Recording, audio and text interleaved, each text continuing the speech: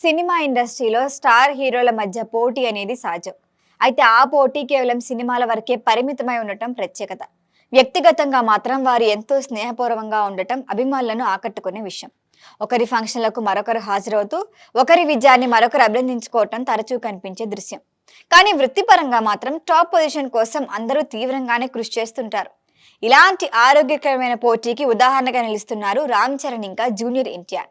ఇద్దరు కలిసి RRR సినిమాలో నటించిన తర్వాత వారి మధ్య బంధం మరింత బలపడింది.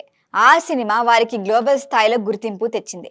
అప్పటి నుంచి వారు కేవలం సహనటులు మాత్రమే కాకుండా మంచి స్నేహితులుగా మారిపోయారు. అయితే సినిమాల విషయానికి వస్తే మాత్రం పోటీ తగ్గలేదు. ఇప్పటి వరకు ఇద్దరు కూడా 1000 కోట్ల మార్క్ను దాటే స్థాయి కలెక్షన్లు స్వతంత్రంగా సాధించలేదు. అందుకే ఇప్పుడు ఇద్దరు భారీ లక్ష్యాలతో ముందుకు సాగుతున్నారు.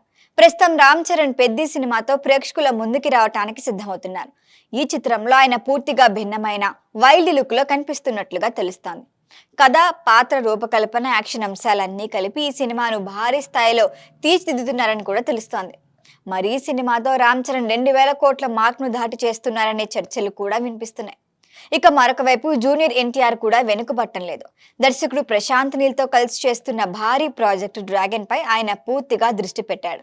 ఈ సినిమాను ఎలాంటి రాజీ లేకుండా అత్యున్నత స్థాయిలో తెరకెక్కించాలి అని ఎన్టీఆర్ భావిస్తున్నారు. మరి ఇదే విషయాన్ని దర్శకుడికి కూడా స్పష్టంగా చెప్పారట. ఫ్యాన్స్ అంచనాలకి తగ్గట్లుగా భారీ యాక్షన్ ఎలిమెంట్స్ తో ఈ చిత్రం రూపుదిద్దుకుంటోంది.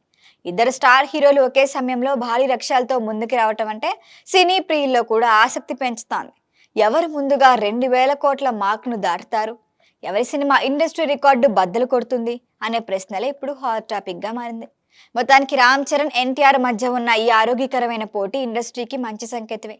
ఇది సినిమాల స్థాయిని పెంచడమే కాదు, ప్రేక్షకులకు మరింత గొప్ప అనుభవాన్ని అందించే అవకాశం ఉంది. అభిమానులు మాత్రం తమ ఇష్ట హీరో విజయం కోసం ఎదురు చూస్తూ ఈ భారీ పోటీని ఎంజాయ్ చేస్తున్నారు.